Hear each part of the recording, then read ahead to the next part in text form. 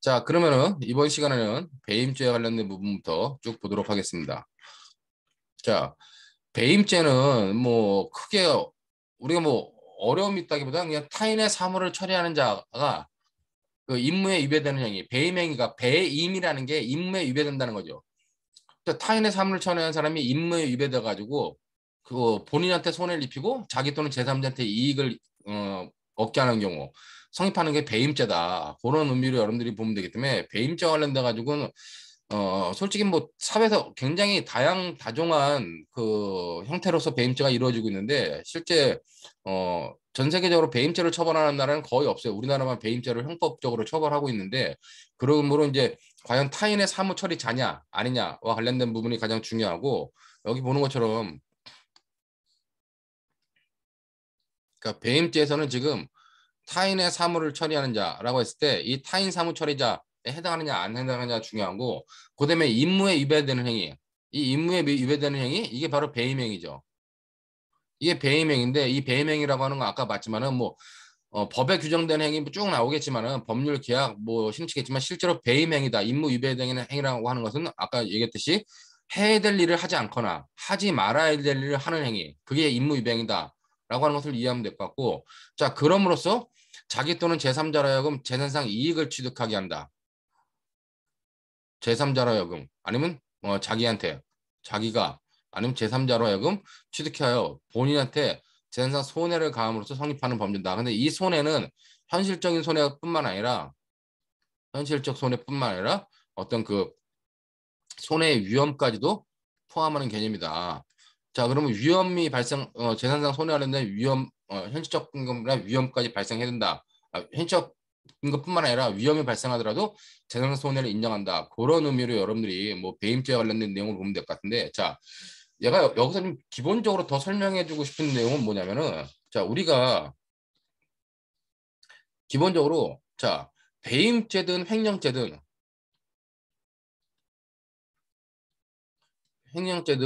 배임죄든 본질 문제가 항상 나오는데 본질과 관련돼 가지고는 자 내가 누군가한테 뭔가 일을 맡기는 거예요.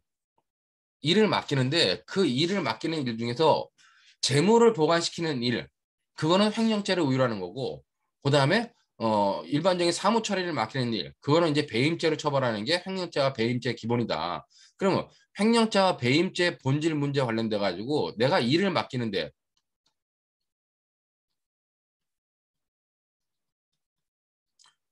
일을 맡기는 것에서 그 사람한테 다른 사람한테 내가 일을 왜 맡기겠어요? 내가 그 사람한테 일을 맡기는 이유는 뭐요? 일을 맡기는 이유는 그 사람을 신뢰하기 때문이라는 겁니다. 신뢰하기 때문에 일을 맡기는 건데 결국 이 신뢰 관계를 깨는 거, 이 신뢰 관계를 깨는 게 횡령죄와 배임죄의 본질이라는 얘기예요.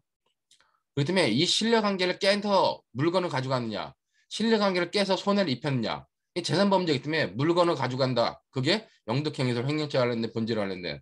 그 배임죄 관련돼 가지고 그 신뢰를 깼다. 그 신뢰를 깨서 본인한테 손해를 입혔다.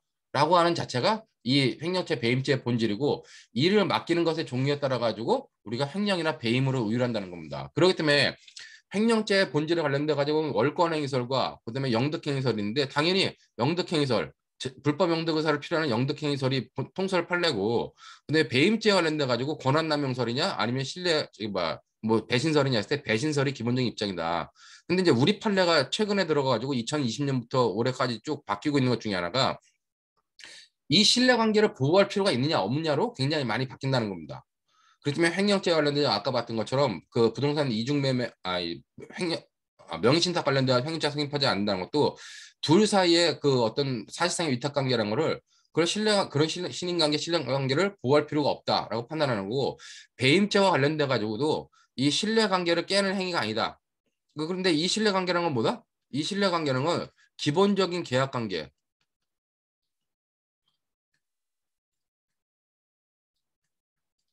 기본적인 계약 관계를 넘어서는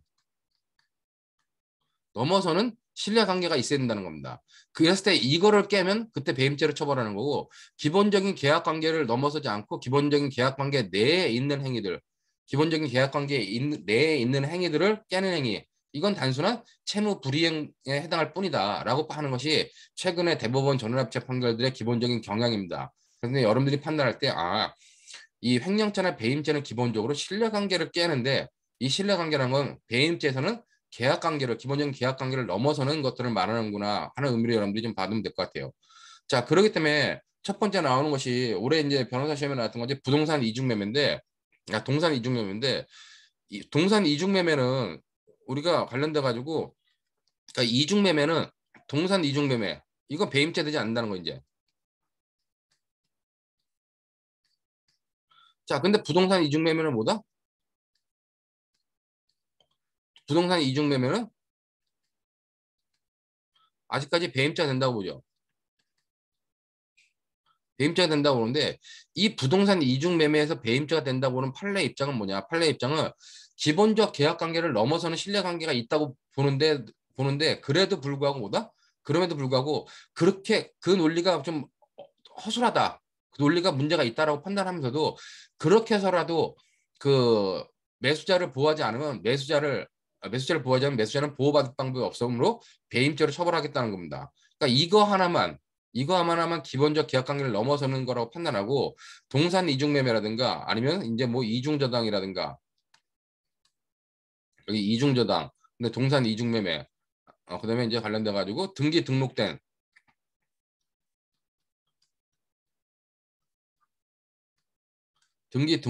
동산 뭐 공장 저당권에 의한 저당법에 의한 뭐 공장 재산 이런 거죠.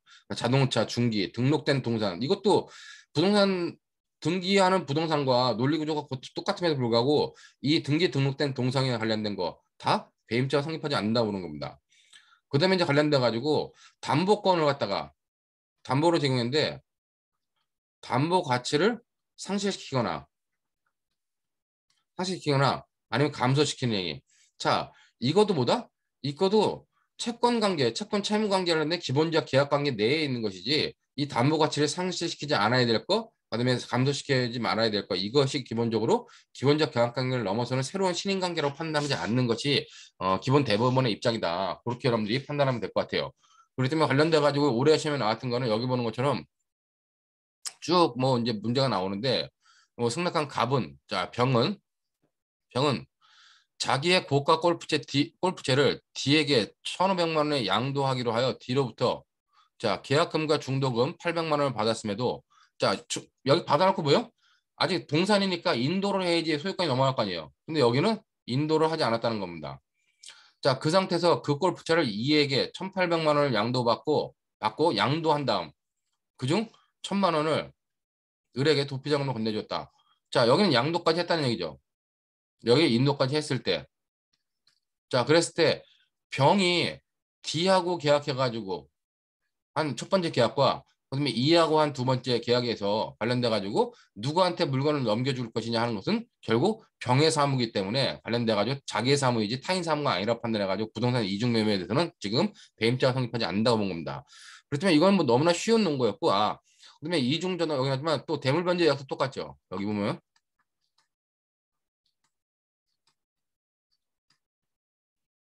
대물변제 의학도 역시 똑같다. 그런 의미로 여러분들이 판단해 두면 될 것 같아요. 그렇지만 뭐 이와 관련돼 가지고 크게 어려움 있는 문제는 아니었다. 그렇지만 관련돼 도피자금을 건네줬다. 그건 당연히 그러면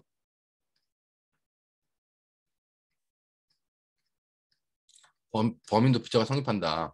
그런 의미로 여러분들이 뭐 한번 보면 되기 때문에 이번 10회 문제와 관련된 내용들은 어렵지 않은 문제였다고 판단이 됩니다. 여기도 보면 뭐 의뢰 재책 나오는데 뭐 의뢰 재책은 이제 뭐 강도죄에서 설명했던 거고 당연히 골프채 이중매 양도 관련된 배임죄 성립 여부 관련돼 가지고 뭐 병에게 배임죄 주체 타인 사무의 처리자의 지위를 인정할 수 있느냐. 근데 결국 관련돼 가지고 여기 판례가 판단하듯이 매매와 같이 당사자 일방의 재산권 이런 한 계약 경우 쌍방이 그 계약의 내용의 조치를 이행을 하여야 할 채무는 특정한 사정이 없나 자기 사무에 해당하는 것이 원칙이다. 그렇기 때문에 계약의 기본 계약 관계의 내용에 있는 것이라면 뭐 자기 사무일 뿐이지 타인 사무물이 아니라는 얘기예요. 그러므로 그 동산 매매 계약에서 매수인에 대하여 그의 사물을 처리하는 자의 지위에 있을 뿐이다. 매수인에 대하여 그의 사물을 처리하는 자의 지위에 있지 않다. 그러니까 타인 사무자의 처리에 있지 않고 매도인이 목적물을 매수인에게 인도하지 아니하고 이를 타에 처분했더라도 이거는 채무 불이행 문제일 뿐이지 형법상 배임죄가 성립하지 않는다고 판단한 겁니다. 자, 이와 관련돼 가지고 여기 이제 이게 한 이 정도 되죠. 함수가. 그럼 뭐 쉬운 문제로 판단해 가지고 이 정도 주는 거고. 그다음에 범인 도피죄 관련돼 가지고 뭐 도피 자금을 제공했기 때문에 이거는 당연히 범인 도피죄가 성립한다고 쉽게 알 수 있죠. 뭐 이 정도 점수가 배점된다. 그렇게 여러분들이 이해하면 될 것 같아요. 그다음에 요번 시험에 나왔던 동산 이중매매 관련돼 가지고는 뭐 너무나 쉬운 쟁점이 나왔다. 오히려 이중 저당 문제가 나올 것 같았는데 이중 저당 문제보다는 그냥 동산 이중 매매로 판단 문제가 출제됐다 이렇게 보면 될 것 같고. 자, 그다음에 관련돼 가지고 이건 특이한 판례라기보다는 18년도 7회 변호사 시험 2문에 나왔었는데 이건 이제 업무방해죄 보호법익 관련돼 가지고 이제 거기서 일부 설명했던 건데 어, 법인의 대표이사가 개인적인 용도로 약속어음을 발행했을 때 약속어음을 발행한 것 자체 약속어음 발행한 자체는 어, 법인의 대표이사란 뭐예요? 여기 뭐 갑은 X 주식회사의 대표이사다. 자, 을은 사채업자예요. 갑이 을에게 수억 원의 내기 골프에 필요한 돈을 빌린 후 변제기에 갚지 않자 자, 을은 위 채무가 갑의 회사와 무관하게 개인적 용도로 차용한 것을 알면서도 갑에게 위 채무 담보를 목적으로 약속원 발행 요청을 요청했어요. 자, 어떻게 했냐 이제 을은 갑에게 위 채무 담보 목적으로 약속원을 발행해서 요청했습니다. 근데 이제 갑이 어떻게 했냐? 갑이 이를 승낙하여 을은 위 회사 사무실에서 위 약속원 용지에 액면금 5억 원 발행일 등을 기재하고 갑은 수취인을 을로 기재하여 X 주식회사 대표이사라고 기재는 명판과 법인 인감 도장을 각각 날인하고 약속어음을 얘게 교부했다는 겁니다. 자, 그럼 갑이 한 이 행위는 뭐냐? 갑이 한 이 행위는 법인의 대표이사가 자기의 개인적인 채무를 담보하기 위해서 법인 명의의 어떤 약속어음을 발행하는 건 하지 말아야 될 일을 했다는 겁니다. 자, 그렇다면 얘는 뭐요? 기본적으로 대표이사이기 때문에 업무자의 지위에 있는 거고, 그다음에 업무자의 지위에 있는 사람이 업무자의 지위에 있고, 그다음에 법인의 대표이기 때문에 타인 사무처리제죠. 타인 사무처리자가 임무위배행위 하지 말아야 될 것을 한 임무위배행위에 해당하기 때문에 이 부분은 뭐다? 업무상 배임죄가 성립된다는 겁니다. 자, 근데 업무상 배임죄가 문제되는데 업무상 배임죄와 관련돼 가지고 그러면 이제 문제가 뭐냐? 이게 전원협의체 판결이 이 당시에 바뀐 거죠. 17년도에. 근데 위 회사에서 실제로 약속어음을 지급하거나 손해배상 책임을 부담하지는 않았으며 위 약속어음이 제3자에게 유통되지도 않았다는 겁니다. 단지 을한테만 교부됐다는 거예요. 그럼 이게 업무상 배임죄에 기수가 될 것이냐 아니면 미수가 될 것이냐 관련돼 가지고 약속어음을 발행하면 발행 자체가 손해발생의 위험이 있다고 판단하지 그전에는 기수로 판단했었어요. 근데 이제 요 전업자 판결 바뀌면서 뭐로 판단한다? 미수로 판단한다는 겁니다. 자, 관련돼 가지고 실제로 이 약속어음 발행은 무효이죠. 그렇기 때문에 을도 알았기 때문에 같은 경우는 무효인데도 불구하고 발행했다는 자체는 실행에 착수한 거다. 근데 그 무효일지라도 얘가 만약에 유통에 났다. 유통에 나가지고 실제로 약속금에 대한 금액을 회사가 지급하게 된다. 지급하게 되면 기수라고 볼 수 있다는 겁니다. 근데 실제 유통되지도 아니었다는 것은 실행에 착수했지만은 손해 발생이라고 하는 위험이 발생했냐? 위험 발생은 없었다는 겁니다. 손해가 없었다는 거죠. 손해 위험도 없었기 때문에 그때는 미수로 판단해가지고 미수로 답을 쓰면은 점수를 다 줬다. 그렇기 때문에 그런 의미로 여러분들이 이 문제 보면 될 것 같고 뭐 약속금을 발행하여 을에게 교부한 행위 관련돼 가지고 여기 보면은 약속을 발행하여 을에게 교부하는 행위를 가지고 업무상 배임죄 구성 요건 뭐 쭉 나오는데 관련돼 가지고 재산상의 손해는 현실적 손해가 뿐만 아니라 실해의 발생을 초래한다. 자, 그다음에 관련된 종래 판례는 이걸 기수로 판단했는데 이제 미수로 판단한 판례가 뭐냐? 미수로 판단한 판례를 보면은 여기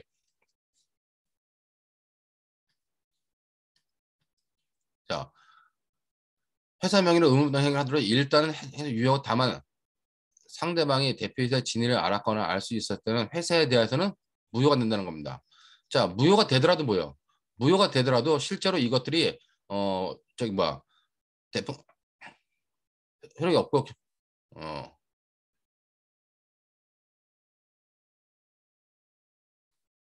배임죄 기소에 이른 것은 아니다. 자, 그러나 이 경우에도 대표이사로서 배임의 범위는 임무위배행위를 함으로써 실행에 착수한 거다. 그 임무위배행위를 한다는 자체가 실행에 착수한 것이므로 그리고 이 경우는 결국 배임죄 미수범이 된다는 겁니다.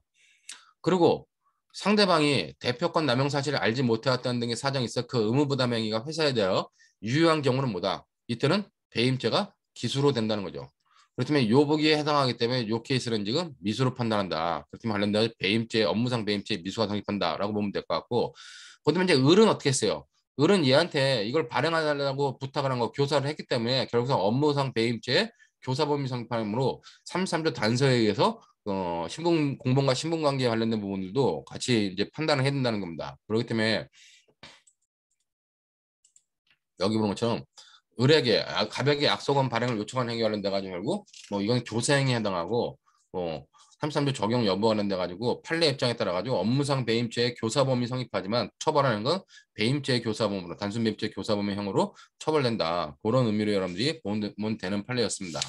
되는 문제였고 뭐 어려움이 있는 문제는 아니었다.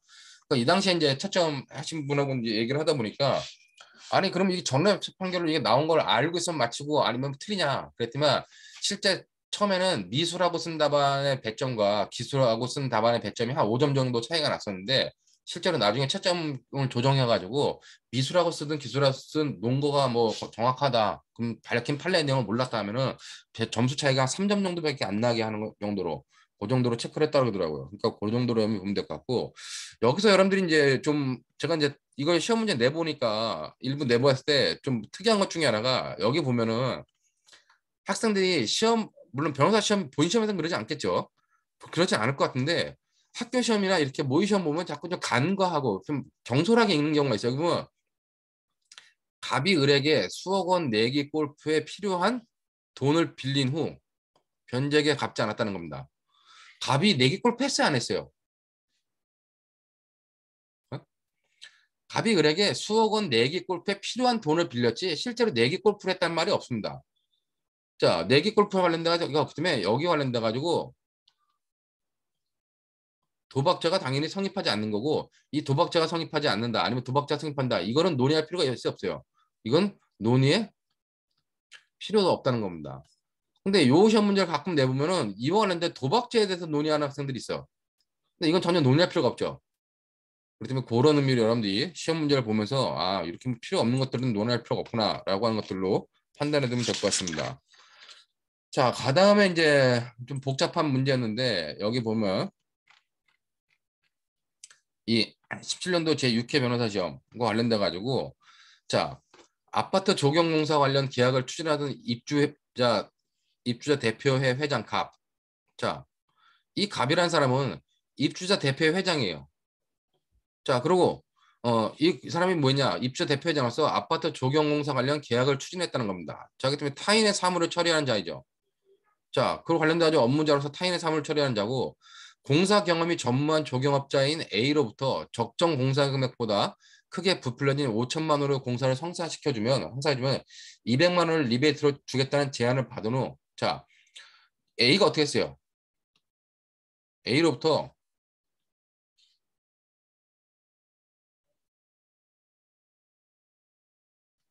이런 제안을 받았다는 겁니다. 자, 이런 제안 자체가 뭐예요? 이런 제안 자체가 바로 부정한 청탁이라는 거죠. 자, 이런 부정한 청탁을 받고 A에게 5천만 원 공사 계약을 체결하고 공사 대금을 받으면 리베이트로 500만 원을 돌려달라고 다시 역제안했다는 겁니다. 근데 A가 망설이면서 갑을 피해 다니자 갑은 A의 오랜 친구인 을에게 사정을 말하였고 자, 을에게 말하였고 을은 갑을 도와주기에 A와 갑이 다시 만날 수 있도록 자리를 주냈어요. 자, 을은 뭐였냐? 을은 갑을 도와주기에 A와 갑이 다시 만날 수 있도록 자리를 주냈다는 겁니다. 결국 갑과 단둘이 만난 A가 어떻게 했냐? 갑과 단둘이 만난 A는 갑의 설득으로 결국 제의를 받아들였어요. A가. 갑과 A는 16년 12월 15일 공사대금 5천만 원의 조경 계약서를 작성하고 갑은 이를 스캔해 자신의 컴퓨터에 저장하고 같은 날 갑은 A에게 선급금 1천만 원을 지급했습니다. 다음 날 A는 100만 원권 자기압수표 5장을 갑에게 리베이트로 건네주었다는 겁니다. 자, 500만 원 받았죠. 부정한 청탁을 했고 얘가 뭘 취득했어요? 재물을 취득했다는 겁니다. 자, 부정한 청탁하고 재물을 취득했기 때문에 이 부분을 합쳐서 우리가 뭘로 볼 수 있냐? 이건 바로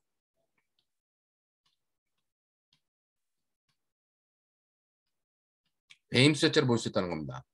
자, 이게 배임수재죄로 되는 거 이외에 갑은 지금 뭐예요? 갑은 입주자 대표회장으로서 타인의 사물을 처리하는 자인데 공사대금을 부풀려 가지고 공사대금을 체결하면 돼야 안 돼요? 안 되죠. 즉 임무이행을 한 겁니다. 그렇기 때문에 갑한테는 뭐다? 이 전체 행위에 대해서 바로 업무상 배임죄,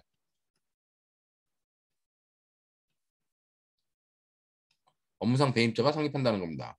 자, 그렇기 때문에 관련된 뭐 업무상 배임죄가 성립하는 거 관련돼 가지고 그럼 이상 업무상 배임죄가 성립하고 여기 배임수재죄가 성립한다면은 두 죄의 관계는 뭐냐? 하나의 행위로 두 개의 범죄가 성립됐기 때문에 상경으로 봐야 되냐 했을 때 결국 이 배임수재죄의 행위 태양은 부정한 청탁, 재물취득이라는 거고 얘는 업무상 배임죄는 저 업무 처리에 위배해가지고 타인한테 본인한테 손해를 입힌 거죠. 얘한테 A한테 이익을 줬고 근데 자기도 이익을 일부 받았고 그다음에 입주자 대표적인 입주자 대표회에 그 공사대금을 부풀렸기 때문에 그만큼의 손해를 끼친 거기 때문에 업무상 배임죄가 성립하는데 업무상 배임죄의 행위는 임무이행에만 있지 부정한 청탁이 있지 않으므로 양범죄는 뭐다? 양범죄는 이것이 바로 상상적 실체적 경험이 된다는 겁니다. 자, 중요한 거는 관련돼 가지고 이 500만 원, 100만 원권 자격수표 5장.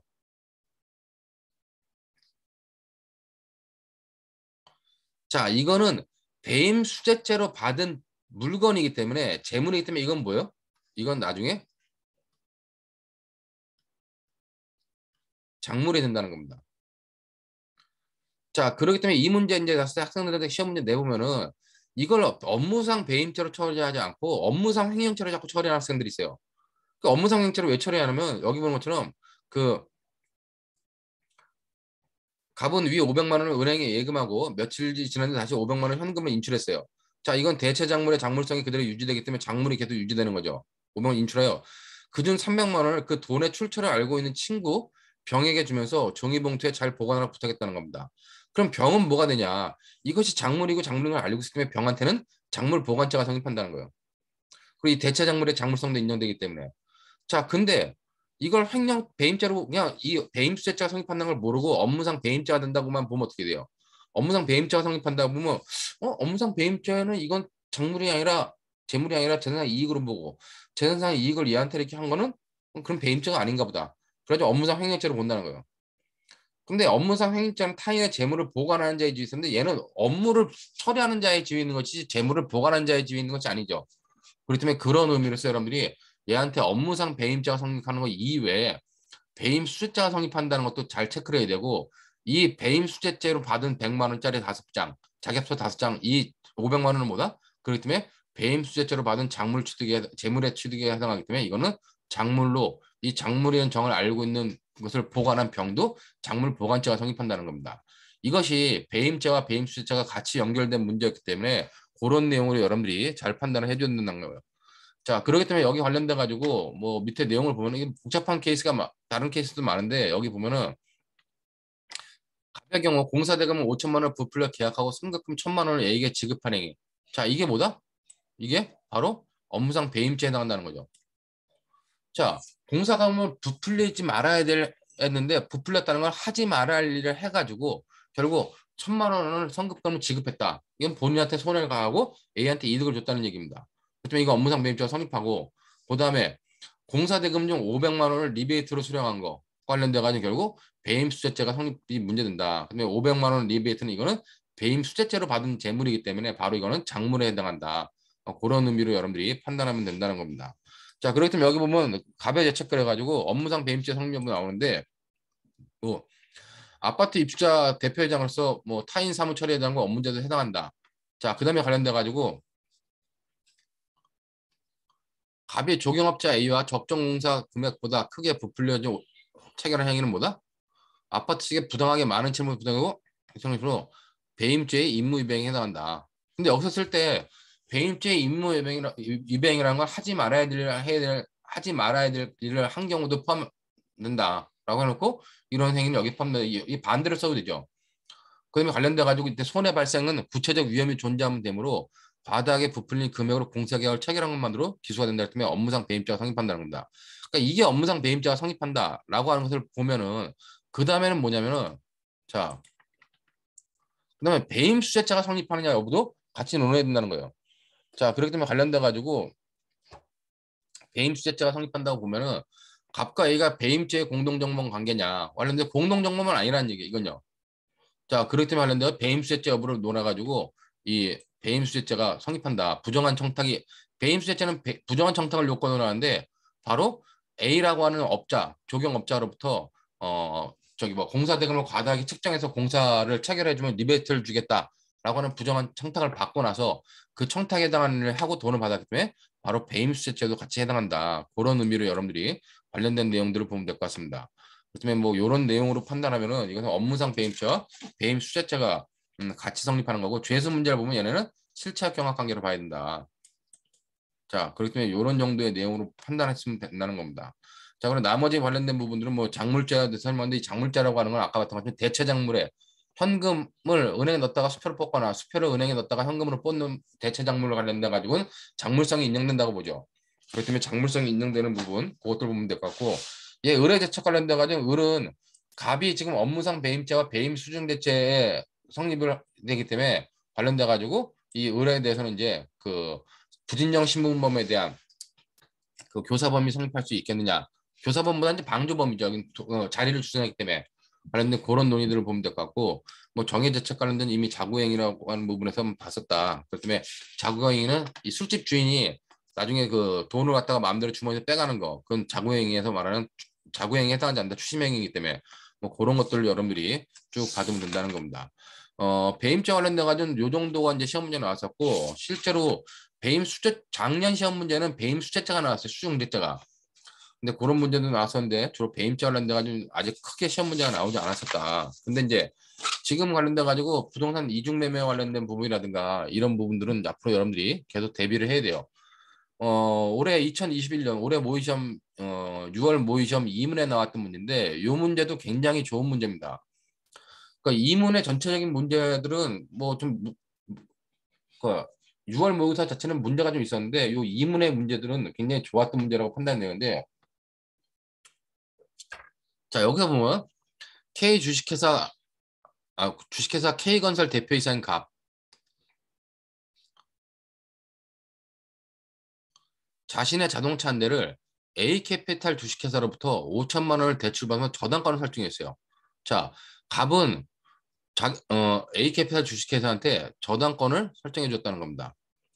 자, 그 후 갑은 위 자동차를 임의 처분하라고 중국에 거주하는 B에게 5천만 원을 매도하기로 하여 계약금 및 중도금 2,500원까지 지급받았음에도 친구 C에게 위 자동차를 5천만 원에 팔기로 하고 계약금 및 중도금 2천만 원을 받고 이를 C에게 인도하기로 하면서 잔금을 3개월 후에 받기로 했어요. 자, 근데 중요한 건 뭐냐? C는 위 약정된 기일에 잔금 채무를 이행하지 아니하면 자동차를 회수하여 가도 좋다는 약정을 하면서 각서와 매매계약서 및 양도증명서를 갑에게 교부하였고 자, C는 자동차를 인도받고 자동차 등록원부에 등록한 다음 운행하였으나 잔금 지급은 차일피일 뒤로 미루고 있었다는 겁니다.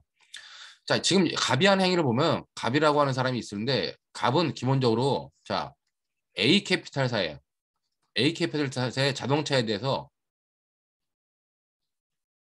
저당권을 설정해 줍니다. 자, 지가 가지고 있는 자동차가 있어. 자동차에 대해서 담보 목적으로 저당권을 설정해주고 얘한테 5천만 원 대출 받은 거예요.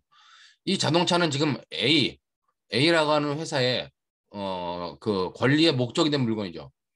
자, 이 권리에 대한 타인의 권리에 대한 권리의 대상이 된 타인 권리의 대상이 된 이 목적물을 지금 갑이 어떻게 했냐? 먼저 중국에 거주하는 B에게 5천만 원에 매도하기로 계약금 및 중도금 2,500원까지 받았다는 겁니다. 자, 얘가 계약금을 했고 그다음에 중도금까지 받았는데 아직 인도는 하지 않은 상태예요. 자, 그런 상태에서 지금 얘한테 하지 않고 친구 C에게 어떻게 했냐? 친구 C에게 5천만 원에 팔기로 하고 계약금 및 중도금 2천만 원 받았어요.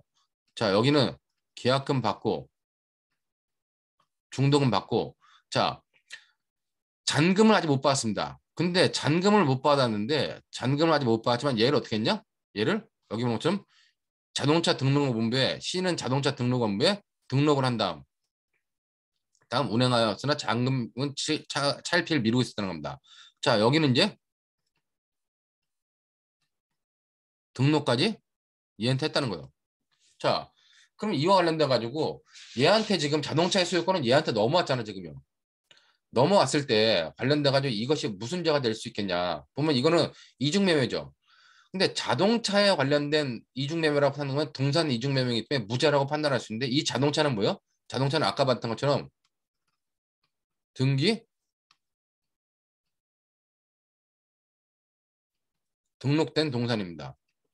자, 등기 등록된 동산은 원래 부동산 이중매매와 똑같은 논리 구조를 가져야 되는데 작년에 대법원 전환 판결이 뭐라 했냐? 이와 관련돼 가지고 그냥 일반적으로 자기 사무에 해당할 뿐이다. 그러므로 갑이 이렇게 팔아먹은 행위 뭐예요, 이거? 갑이 팔아먹은 행위. 이거 부동산 등기 등록된 부동산에 대한 이중매매이기 때문에 이중매매는 이제는 배임죄가 성립하지 않는다는 겁니다. 자, 아까 봤지만은 인연 부동산 이중매매 빼놓고는 동산 이중매매든 등기 등록된 동산에 대한 이중매매든 이중저당이든 아니면 대물변제 이야기든 아니면 담보가치를 상실시킨 거든 다 배임죄가 성립하지 않는다는 거예요. 그러니까 첫 번째는 이중매매와 관련된 배임죄가 성립하지 않아요.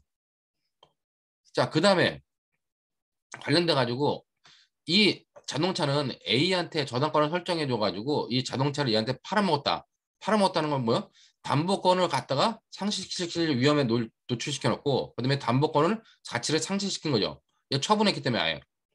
그렇기 때문에 얘에 대해서도 뭐다? 얘에 대해서도 배임죄 성립 여부가 논하는데 얘에 대해서도 배임죄가 성립하지 않는다고 보는 겁니다. 자, 중요한 건 얘에 대해서 배임죄가 성립하지 않는다고 보고 이걸로 끝나는 게 아니죠. 이 자동차는 지금 타인 권리의 목적이 된 대상물 아니야. 타인 권리의 목적이 된 대상물을 갖다가 얘가 지금 멸실, 손괴, 은닉시켜가지고 타인 권리의 행사를 방해한 겁니다. A 권리 행사. 그때 바로 이거는 뭘로 본다?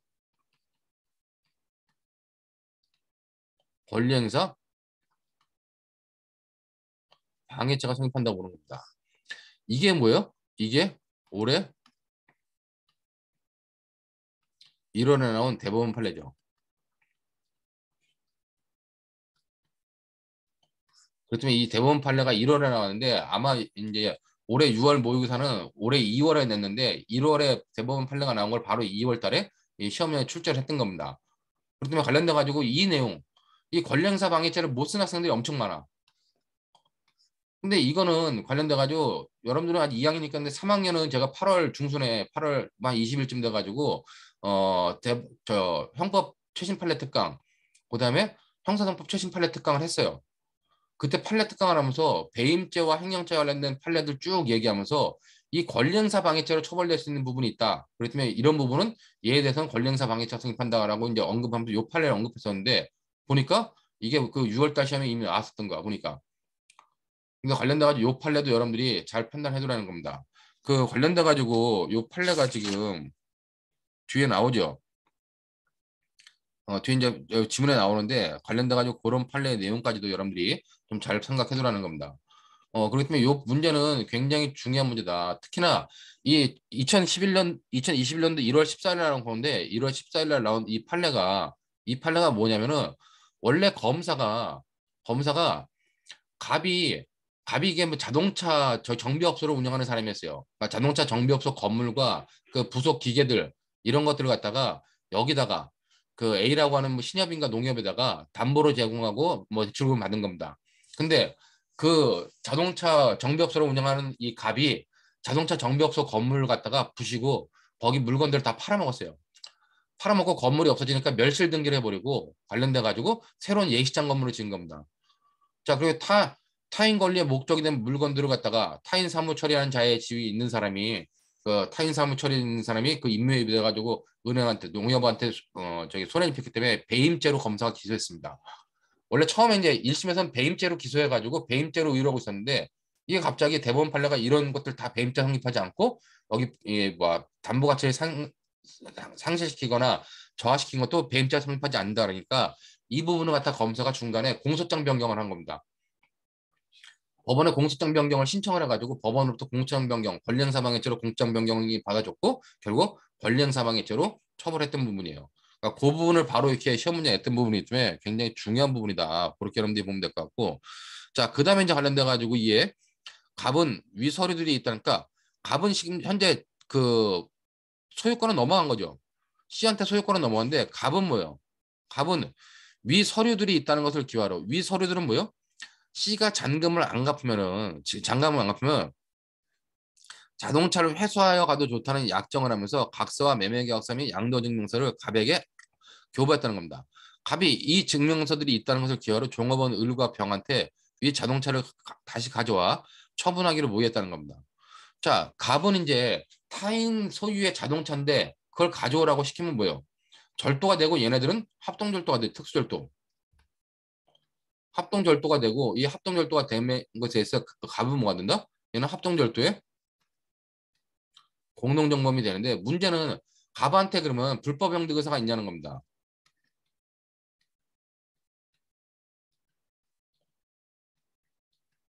자, 갑한테 불법 영득 의사가 있냐 했을 때 이 불법의 의미는 뭐라 했어요? 불법의 의미는 수단의 불법이죠. 근데 여기서 이제 수단의 불법이냐 영득의 불법이냐를 논할 필요도 없이 이거는 기본적으로 얘한테 가져올 권리가 없다는 겁니다. 그렇기 때문에 관련돼 가지고 이건 뭐 종류 채권이냐 관련돼 가지고 영득의 불법설은 이것은 뭐 영득의 불법설이 있으면 얘는 가져올 권리가 있을 것이다 라고 판단하는데 기본적으로 얘는 가져올 권리가 없다는 거죠. 아니 그뭐 영득의 불법설, 불법 영득사 관련돼 가지고 이게 만약 육해에서는 영득의 불법설이다. 영득의 불법설 입장에선 얘는 절도죄가 성립하지 않는다는 거예요. 왜냐면은 얘는 가져올 권리가 있기 때문에 그렇다는 겁니다.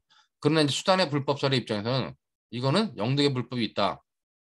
그렇기 때문에 절도죄가 성립한다라고 보는 겁니다. 그렇기 때문에 관련돼 가지고 이 갑은 절도를 공모해서 절도를 시키고 얘네들이 을병을 합동절도를 한 거고 그다음에 관련돼 가지고 얘는 공동정범이 합동범의 공동정범이 된다. 그렇기 그런 내용과 관련된 것들을 쭉 정리해주면 되는 문제가 6월달 모의고사 문제였다.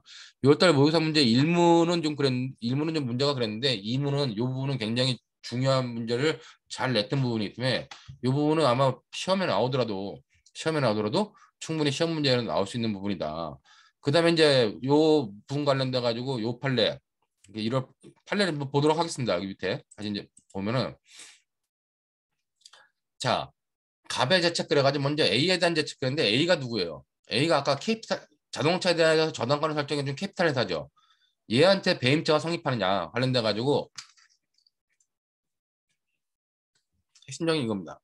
채무자가 담보물을 제3자에게 처분하는 등으로 담보 가치를 감소 또는 상실시켜 채권자의 담보권 실행이나 이를 통한 채권 실행 위험을 초래하더라도 배임죄가 성립하지 않는다. 자, 이게 작년 전액 판결이죠. 왜냐면 이거는 여기 보면 채무자가 통상의 계약 관계에서 이익 대립 관계를 넘어서 채권자와의 신인 관계에 기초하여 채권자의 사무를 맡아 처리하는 것으로 볼 수 없다는 겁니다. 자, 그렇기 때문에 이제 관련돼 가지고 기본적인 내용은 뭐다? 기본적인 내용은 전부 다 자기 사무란 얘기예요.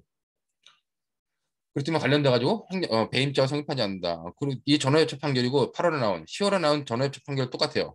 그렇기 때문에 관련돼 가지고 이거는 이제 뭐 이건 등기 등록된 동산에 관련돼 가지고도 배임죄 이중매매에 배임죄가 성립하지 않는다. 그렇기 때문에 관련돼 가지고 얘는 배임죄가 성립하지 않는다라고 보면 된다는 겁니다. 자, 그 관련돼 가지고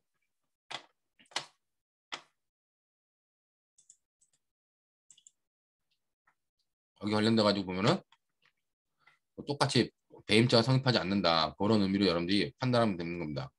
그러면 관련돼 가지고 배임죄 성립 여부 관련돼 가지고는 뭐 공장 저당물에 대해서 아니 그 자동차 저당권을 설정해주고 자동차를 처분했더라도 배임죄 성립하지 않는다.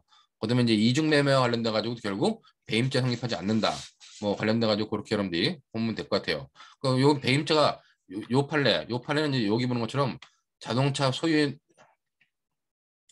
저 배임죄 성립하지 않는다. B에 대한 제척 관련돼 가지고 그런 의미로 문제고 이게 이제 권리행사 방해죄가 성립한다고 하는 이 판례가 중요한데 이 판례가 바로 요 대법원 전원합체 판결 올해 나온 판결이랍니다.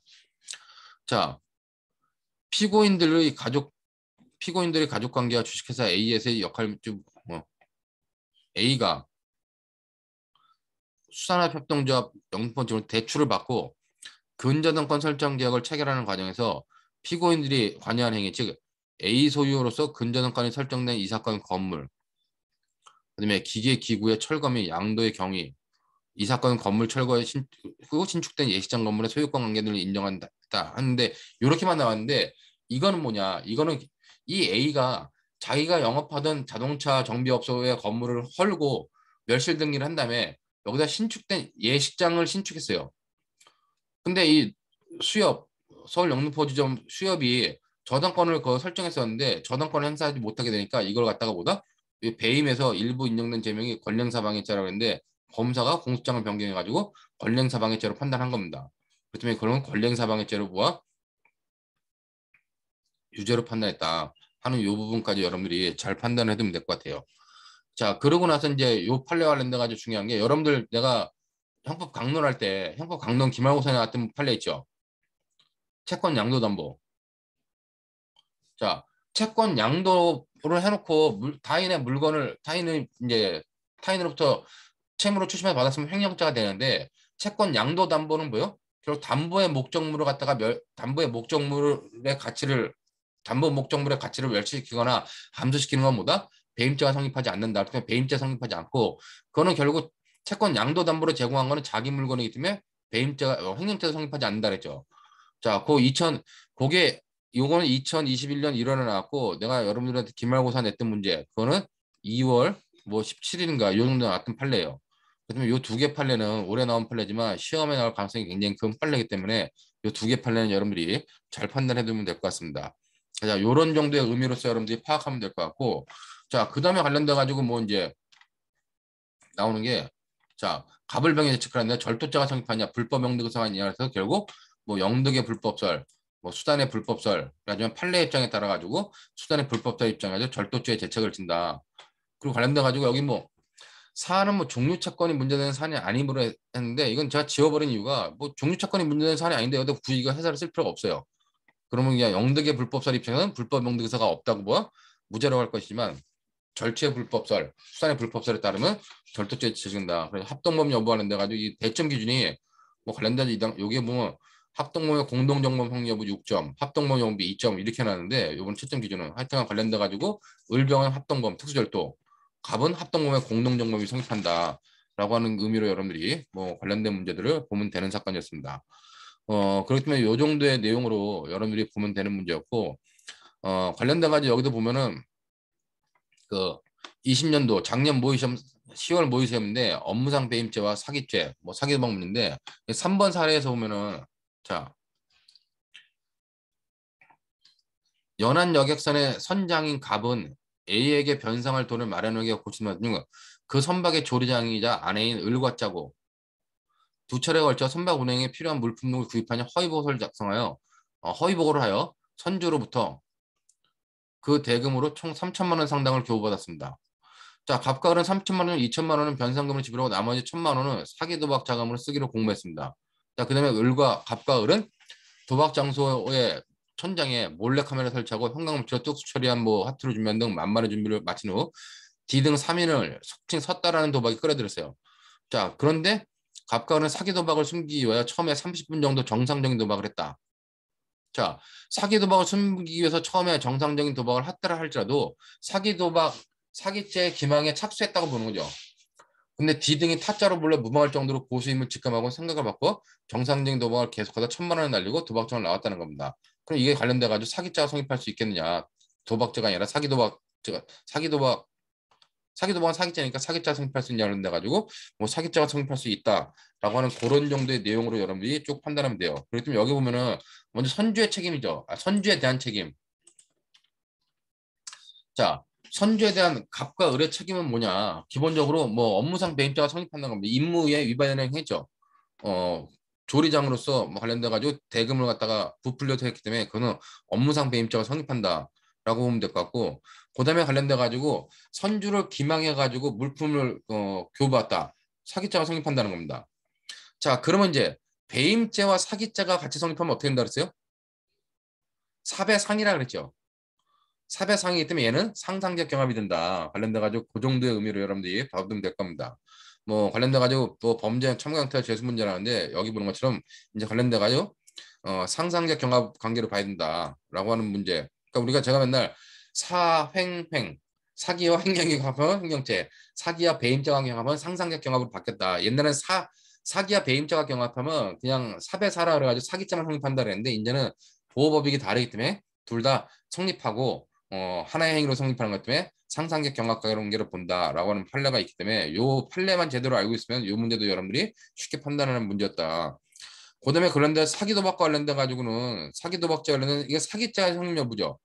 자, 사기죄 관련돼 가지고는 사기 도박죄 관련돼가 여기 뒷부분에 아까 제가 설명 못했는데 그냥 도박만을 계속한 부분은 역시 도박죄가 성립한다는 거고 여기 뭐 좀 사기 도박죄 관련돼 가지고는 뭐 사기 도박의 실행의 착수가 인정된다. 처음에 사기 도박을 의도로 실행에 착수한 때 도박을 시작하면 그 자체는 정상적인 도박 행위였더라도 사기죄의 기망의 실행에 착수를 한 거다. 그렇기 때문에 기수에 이르지 못하기 때문에 사기죄의 미수에 해당하고 그다음에 시종 정상적인 도박을 실시했으면 이건 도박죄가 성립한다. 그러니까 사기죄의 미수와 도박죄가 같이 성립한다. 뭐 하나의 의미로서 여러분들이 이런 내용들을 이해하면 될 것 같아요. 그렇기 뭐 요용도의 배임죄 관련된 내용들 보면 될 것 같고 뭐 별장 매각 관련돼 가지고도 뭐 요 판례가 있는데 이거는 여러분들이 그냥 어 별장 매각 관련돼 가지고도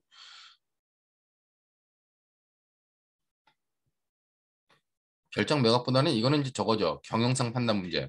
여기 보면은 주식회사의 대표이사인 주식회사 대표이사인 갑은 X 주식회사 대표인 갑은 X회사의 전력자가 늘어나고 향후 상패가 될 가능성이 높아지자 수익 창출을 위한 새로운 사업에 도입이 필요하다고 판단하던 중 마침 고향 선배가 대표이사인 주식회사 Y의 인수를 추진했어요.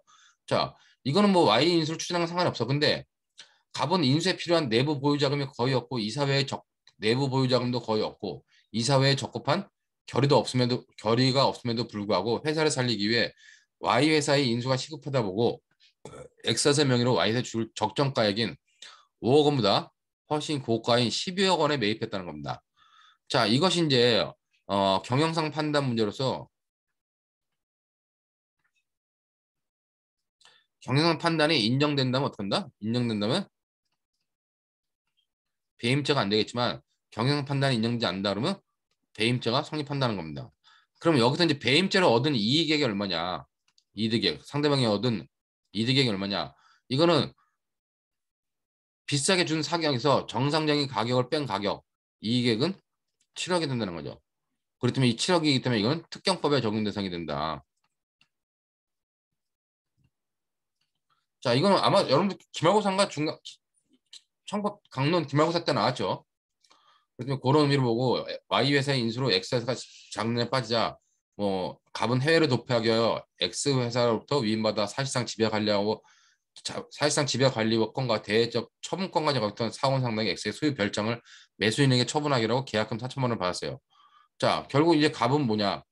보관 중이던 타인의 재물을 팔아먹기 위해서 계약금으로 4천만 원까지 받았다는 겁니다. 자, 이거는 횡령죄 관련돼 가지고 문제되고 인도하지 못하고 회사로부터 퇴거했어요. 뭐 관련돼 가지고 뭐 이렇게 전치 몇 주에 해당하는 상처를 입혔다. 관련돼 가지고 갑과 을의 재책을 논하라는 건데 이 밑에 케이스를 보면은 자 쟁점을 보면 갑이 왜 Y 회사를 인수하기 위한 행위에서 특경법이 문제되는지 그다음에 이제 처분하기로 마음먹고 매매 계약처를 4천만 원 받은 행위가 아니라 업무상 행위죄가 성립하는지 여부 기수는 아니겠죠. 보관제의 증의가 인정되고 뭐 미수가 된다. 그런 의미로 여러분들이 생각하면 될 것 같습니다.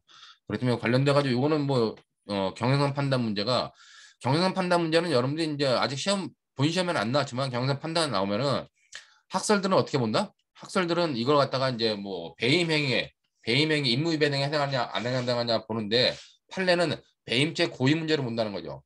그렇기 때문에 배임죄 고의 문제를 보기 때문에 관련돼 가지고 그런 내용들을 여러분들이 판단해 가지고 써주면 된다는 겁니다. 뭐 이 부분은 뭐 그렇게 설명하지 않도록 하겠습니다. 관련돼 가지고 횡령죄가 성립한다.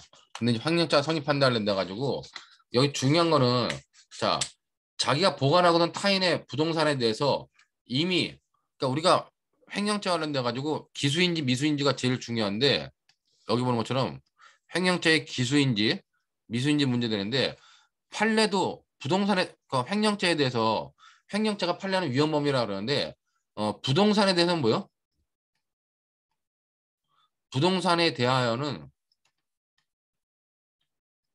불법 병득 의사를 표시한다고 하는 횡령행위가 있다 할지라도 부동산에 대하여는 등기가 이전됐을 때 이때가 기수가 되는 거고 등기가 이전되지 않으면 미수로 판단하는 게 기본적인 판례 입장이다. 그렇기 때문에 가지고 부동산의 경우에는 뭐다?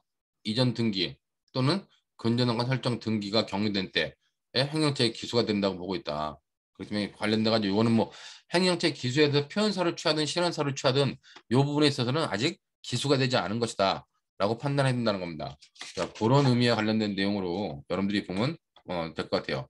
그다음에 그 정도의 내용들로 뭐 관련된 내용도 보면 될 것 같고 나머지 뭐 상해를 착오로 삐를 상향이에요. 관련된 객체 착오 관련된 문제 이런 것들은 뭐 기본적인 문제니까 여러분들이 또 판단해서 보면 될 것 같습니다. 자, 이제 마지막으로 부동산 이중매매 관련돼 가지고 이거는 부동산 이중매매는 이제 뭐 시험 문제 나오더라도 여러분들이 쓰는데 아무 문제가 없다고 판단합니다. 부동산 이중매매에 대해서는 여기 보는 것처럼 뭐 어떤 의미다라고 하는 것을 여러분들이 다 알고 있을 텐데 뭐 기본적으로 뭐 쟁점 관련된 내용도 보면 되고 매도인의 형사 책임 관련돼 가지고 계약금만 수령한 단계에서는 채무 불이행 문제만 되고 중도금을 수령하는 이후 단계에서는 이제 뭐 자기 사무이면서 타인 사무이기 때문에 배임죄가 성립한다. 그다음에 관련돼 가지고 실행의 착수 시기는 판례는 후 매수인에 대한 중도금을 수령한 때다. 근데 학설은 뭐요? 후 매수인을 위한 등기 이전에 착수한 때다. 라고 보기 때문에 이 부분 관련돼 가지고 문제되는 게 뭐냐? 이 부분 관련돼 가지고 문제되는 게 자, 갑이 A에 대해서 계약을 하고 중도금 받은 다음에 아직 등기는 하지 않았어요. 계약금 받고 중도금 받고 등기를 하지 않은 상태에서 자, B에 대해서 B에 대해서 계약금 받고 중도금까지 받는 사람입니다. 자, 이랬을 때 얘가 이중매매가 부동산 이중매매를 하는데 기본적으로 얘는 계약하고 중도금 해가지고 얘한테 넘겨줘야 돼. 근데 얘가 여기다가 등기를 넘겨주면 어떻게 해요? 등기를 넘겨주면 갑은 A에 대한 배임죄가 성립하는 거죠. 자, 근데 이제 중요한 거는 이 상태에서 이 상태에서 얘가 어떻게 해요? 계약금과 중도금까지 받고 다시 계약금과 중도금까지 받은 얘한테 넘겨주려고 하고 등기까지 넘겨주는 상태에서 A가 이 사실을 알고 갑한테 너 만약에 B한테 넘겨주면 가만 안 둔다. 너 업무상 배임죄로 고소해버릴 거야. 해가지고 결국 얘한테 등기를 넘겨주는 사람입니다. 자, 얘한테 등기를 넘겨주면 어떻게 돼요? 얘한테 등기를 넘겨주면 얘한테는 아무 범죄 얘를 A에 대한 배임죄 성립하지 않죠. 자, 얘한테 계약금까지 받고 중도금까지 받은 다음에 얘한테 뭐요? 얘한테 넘겨주지 않고 얘한테 넘겨줬어. 자, 그럼 얘한테는 배임죄가 성립해요? B에 대한? 역시 얘에 대한 배임죄, A에 대한 배임죄 성립 안 해요. 그 다음에 관련돼가지고 얘에 대한 배임죄는 얘에 대한 배임죄도 성립하지 않는다는 겁니다.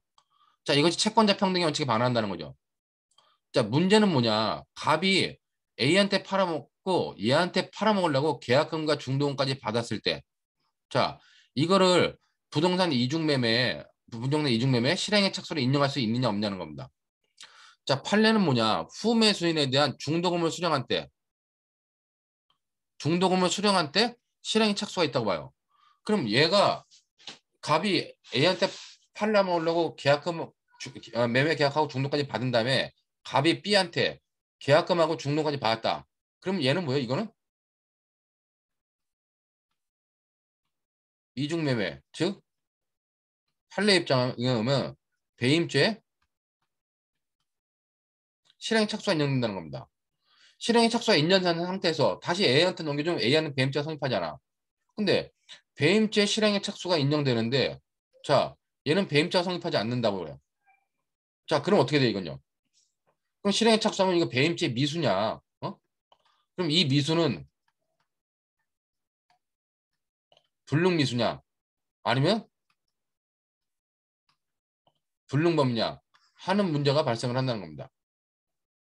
근데 이거는 논리 자체가 말이 안 되죠. 판례가 매수 매수에 대한 중도금을 수령할 때 그 얘에 대한 이중매매 관련된 얘에 대한 중도금 성립 때 판단하기 때문에 학설처럼 후매수임을 위한 등기의 이전을 착수한 때 얘에 대한 등기의 이전을 착수한 때 이중매매 관련된 실행 착수가 인정된다고 봐야지 논리적으로 문제가 없는데 판례는 이렇게 보기 때문에 얘가 배임죄의 실행에 착수한 다음에 범죄를 중단하고 실행에 착수하고 중단하고 얘에 대해서 갔기 때문에 그럼 배임죄가 성립하지 않으면은 이거는 배임죄 미수인데 뭐 불능미수냐 아니면 중지미수냐 아니면 불능범이냐 이런 문제가 다 논의된다는 겁니다. 그렇다면 판례 이걸 여러분들이 이 부분은 실제 시험 문제가 안 나왔어요. 시험 문제 안 나왔는데 이거는 너무 신경 쓰지 말고 요것만 실행에 착수 시기를 판례는 중도금을 수령할 때를 실행에 착수로 보는데 학설은 뭐다? 후매수를 위한 등기를 이전한 때로 본다는 겁니다. 요것만 여러분들이 이해해두고 지금 학설과 판례가 다르다. 뭐 물론 기소 시기는 당연히 등기가 완료된 때겠죠. 근데 이제 판례처럼 보면 이런 문제가 생길 수 있다라고 하는 것들을 알아두고 나서 요건 신경 쓰지 말고 그냥 후매수에 대한 중도금을 수령할 때 판례는 실행 착수가 있다라고 보는 정도다라고 하는 것만 여러분들이 이해해두면 될 것 같습니다. 왜냐면은 이 부분은 학자들도 잘 논의 안 해요. 이건 뭐 하다가 이주원 교수님하고 둘이 논의하다가 내가 이렇게 얘기하니까 이주원 교수님한테 이 불능미수인가요? 중지미수인가요? 아니야. 불능범인가요? 하여튼 이주원 교수님도 서로 논의하다가 야 이건 모르겠다. 근데 판례가 이렇게 보기 때문에 이건 문제가 생기는 거다라고 이제 우리도 결론을 정리를 했는데 이런 문제가 생길 수 있기 때문에 판례 따보다는 학설 입장이 더 타당한 거다. 그런 내용까지만 여러분들이 보면 될 것 같고 부동산 이중 매매는 배임죄가 성립한다는 건 아무 문제가 없습니다. 여러분들이 이제 다 잘 알 건데 중요한 건 제가 항상 강조하는 게 부동산 이중 매매에 대해서는 뭐요? 부동산 이중 매매에서는 배임죄가 성립한다는 것 말고 여기 뒤에 보는 것처럼 자 부동산 이중 매매에 대해서는 배임죄가 성립하지 않는다. 어? 부동산 이중 매매가 배임죄가 성립하지 않고 그냥 배임죄가 성립하지 않는다고 하는 대법원 반대 의견에 놓은 것들만 여러분들이 좀 정확하게 이해해 두란 얘기죠. 왜냐면은 이게 시험 문제라면 이제 배임죄 이중매매가 부동산 이중매매는 배임죄가 성립한다는 건 쉽기 때문에 뭐 쉽겠어요. 근데 관련돼 가지고 검사가 업무상 배임죄로 기소했을 때 변호사로서 무죄 주장을 해봐라 하는 문제는 충분히 나올 수 있다는 겁니다. 관련돼 가지고 첫 번째 논거는 뭐냐? 첫 번째 논거는 자 부동산 이중매매가 배임죄가 성립하지 않는다는 첫 번째 문제는 자 여기 뭐 소유권을 이전시켜줘야 될 그 등기 협력 의무는 결국 형태만 바뀐 것 뿐이지 자기 사무일 뿐 타인 사무에 해당하지 않는다는 겁니다. 자, 여기 보는 것처럼 설사 매도인에게 등기 협력 의무가 있다거나 아니면 매수인의 재산 취득 사무에 협력할 의무가 있다고 주장을 해도 그 협력 의무의 본질은 뭐예요? 소유권 이전 의무를 달리 표현한 것에 지나지 않으니 그 부당함은 마찬가지라는 겁니다. 즉 이거는 뭐다? 채권 채무 관계, 기본적인 계약 관계 범위 내에 있는 것이지 그 계약 관계를 넘어서는 어떤 새로운 신뢰 관계에 의한 어떤 타인 사무 처리자의 지위에 있지 않다는 겁니다. 그렇기 때문에 등기 협력 의무는 소유권 이전 의무를 달리 표현한 것에 불과하므로 자기 사무일 뿐이다. 이게 이제 첫 번째 문제예요. 자, 그다음에 관련돼 가지고 두 번째 문제는 그 두 번째 문제는 이렇게 보면 처럼 잔금을 지급하기 전에 소유권을 먼저 이전받은 매수인이 부동산을 담보로 대출받아 매매 잔금을 지급하기로 이행을 하고 약정을 이행하지 않고 다른 정도로 근저당권을 설정한 사안에서 매수인인 피고인에게 배임죄가 성립하지 않는다고 판단했다는 겁니다. 자, 이건 뭐냐? 이거는 요 케이스는 이거죠. 갑과 을이 매매 계약을 했어. 계약을 하고 그다음에 중도금 받았고 잔금은 안 받은 상태에서 그냥 등기만 갑이 을한테 넘겨준 거예요. 넘겨준 이유는 뭐냐? 을이 자기 앞으로 등기가 넘으면 그 등기에 넘어온 부동산을 담보로 저기 뭐 대출을 받아가지고 얘한테 잔금을 지급하기로 한 겁니다. 자, 이런 경우에 얘는 그럼 업무상 배임죄가 성립하냐? 얘한테는 배임죄가 성립하지 않는다는 겁니다. 자, 배임죄가 성립하지 않는다고 하는 것은 결국 뭐냐? 이거는 쌍무계약에서는 서로 대가관계에 있어야 되는데 얘가 하면 배임죄가 성립하고 얘가 하면 배임죄가 성립하지 않는 건 쌍무계약의 원칙에도 반한다는 겁니다. 그렇다면 여기 보면 처럼 이 자체는 뭐다? 두 번째 사유는 쌍무계약의 원칙에 반한다라는 의미로 보면 될 것 같고 관련돼 가지고 그다음에 이제 뭐 이 세 번째 경우는 아까 봤던 케이스처럼 자 갑이 A한테 계약금 받고 중도금 받은 상태에서 B한테 계약금 받고 중도금 받았다. 근데 이 상태에서 얘한테 등기를 넘겨줘요. A한테. A한테 등기를 넣어주면 얘에 대해서는 배임자 성립하지 않아요. 자, 근데 얘한테 등기를 넘겨주면 얘한테는 배임자 성립한다는 겁니다. 자, 이 말은 뭐냐? 이 말은 현재 둘 다 계약금하고 중도금 받은 상태에서 A하고 B는 뭐예요? A하고 B는 둘 다 그냥 채권자일 뿐이라는 겁니다.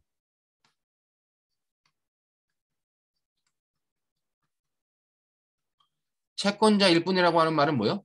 채권자일 뿐이라고 하는 자체는 얘네들은 채권자 평등의 원칙에 의해서 갑이 얘한테 등기를 넘겨주든 B한테 등기를 넘겨주든 누구한테 넘겨주면 상대방은 똑같이 채권자 평등의 원칙에 따라 가지고 똑같이 넘겨받지 못하는 부분은 똑같이 배임죄로 처벌해야 된다는 겁니다. 근데 A한테 넘겨주는 것은 배임죄가 성립하지 않은데 B한테 넘겨주는 것은 배임죄가 성립하므로 A하고 B가 똑같은 채권자의 지위에 있을 뿐인데 왜 채권자 평등의 원칙에 반하는 형법 처벌을 하느냐, 형사 처벌을 하느냐. 그렇기 때문에 이 부동산 이중 매매를 인정하고 있는 대법원 다수 견해의 견해는 첫 번째로는 자기 사무일 뿐이다. 그다음에 쌍무계약의 원칙에 반한다. 그다음에 채권자 평등의 원칙에도 반한다. 그러므로 업무상 배임죄가 성립하지 않는다고 봐야 된다라고 하는 것이 대법원의 기본적인 판례 입장이니까 그런 판례 입장이 아니라 반대 의견의 견해니까 이 반대 의견의 견해를 여러분들이 잘 좀 생각해 놓으라는 얘기입니다. 무슨 말인지 되겠죠? 자, 항상 강조하는 거지만 굳이 이중매매를 시험을 낸다면은 뭐 쉽게 내려면 쉽게 내는 거고 어렵게 내려면 이 반대 의견까지도 판단해서 보는 거니까 그런 의미로 여러분들이 관련된 내용들을 정리해 주면 될 것 같아요. 자, 관련돼 가지고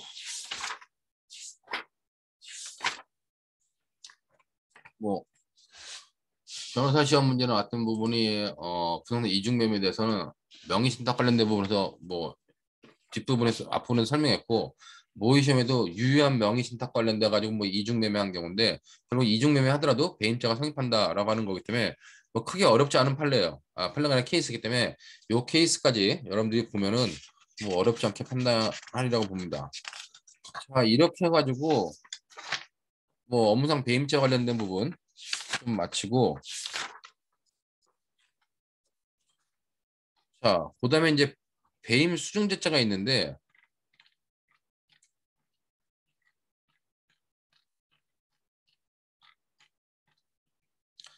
이 배임 수증제자는 아까 봤지만은 그러니까 타인의 사물을 처리하는 자의 위치에 있다는 것은 똑같습니다. 그 임무에 관하여 부정한 청탁을 받고 재물 또는 재산상 이익을 취득하는 경우에 취득하는 제3자를 취득하게 하는 경우에 성립하는 범죄다.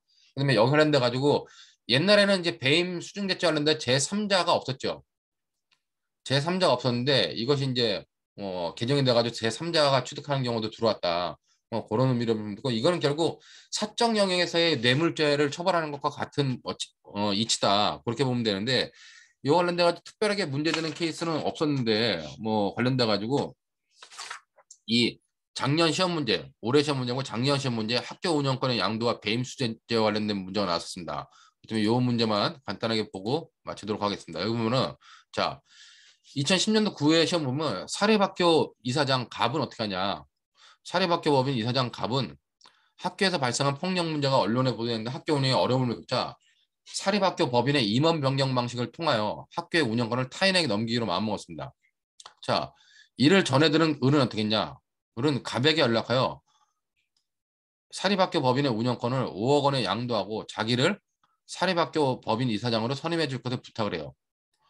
자, 그 다음에 이제 을은 자신의 이사장으로 선임한 후 갑에게 5억 원을 이체하기로 했습니다. 그 다음에 이제 을은 이사장으로 선임된 직후 B로부터 사립학교 법인의 교직원 채용을 해달라는 부탁을 받고 이것도 역시 이제 부정한 청탁이죠. 1억 원을 교부받습니다. 자, 근데 이제 이 부분이 관련돼 가지고 과연 사립학교 법인의 이사장을 바꾸는 방법을 부탁한 것이 이것이 부정한 청탁에 해당할 수 있겠냐는 겁니다.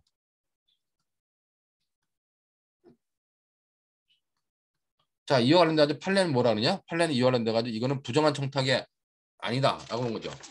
그렇지만 여러분들 이거 관련돼가지고 이 판례는 여기서 갑과 을의 재책 나오는데 갑과 을의 재책을 보면은 자, 그 갑이 A 사립학교 법인 운영권을 타인에게 넘기는 배임수 갑이 받은 부탁이 부정한 청탁에 해당하는지 관련된 판례는 이건 부정한 청탁이 아니라는 거예요. 그다음에 이제 을이 이사장이 된 다음에 이상이 됐네 B로부터 이런 거는 수사행위에 관련돼 가지고 배임수재죄가 성립하느냐 관련돼 가지고 기본적으로 갑이라는 사람은 사무처리자에 해당하는데 여기 부정한 청탁에 해당하지 않는다는 겁니다. 자, 그러니까 부정설이 대립한다 그러죠. 자, 이거 결국 대법원 판례는 뭐냐? 이렇게 하는 것은 부정한 청탁에 해당할 수 없다. 그 때문에 배임수재죄가 불성립하고 그 때문에 을에 대해서는 배임증대죄도 성립하지 않는다. 근데 이제 관련돼 가지고 의뢰 제척 관련돼 가지고 사립학교 법인 운영권을 양수한 관련돼 가지고 배임 중대죄가 성립하지 않지만은 B로부터 1억 원을 수수한 행위는 이건 당연히 부정한 청탁에 해당해 가지고 배임 증대죄가 수재죄가 성립한다라는 의미로 여러분들이 보면 될 것 같아요. 17년도 모의시험 문제들도 뭐 배임 수재 관련된 문제인데 그렇게 어렵지 않으니까 여러분들이 그것까지만 좀 받으시면 될 것 같습니다. 자, 그다음에 이제 차임매수 관련돼 가지고는 이거는 차임매수 행위는 제가 이제 계속 뭐 문제를 제 시험 문제는 냈는데 제가 이제 학교 시험 문제는 한 번도 안 냈는데 이걸 좀 알고 있으라고 이제 해놨는데 실제로 교수님들하고 많이 얘기하다 보니까 다른 교수님들 얘기하다 보니까 이것까지 변호사 시험 사례 문제로 내기는 좀 어렵지 않을까라고 판단을 해요. 근데 이제 그래도 혹시 모르니까 이 담보 제공형 사건 담보 제공형 사건, 요 사건에 관련돼서만 요 2008년도 대법원 판례만 여러분들이 한번 좀 읽어봐두면은 차임 매수 관련돼 가지고 크게 어려움이 없지 않을까라고 판단이 됩니다. 그렇기 때문에 요 관련돼 가지고 요 내용만 여러분들이 읽어봐 주는 것으로 해가지고 차임 매수 행위는 크게 설명하지 않도록 하겠습니다. 이제 막 시간이 다 되고 급해지니까 막 이렇게 했는데 여기까지 해가지고 배임자까지 마치는 것으로 하고 오늘 수업은 이 정도로 마치도록 하겠습니다.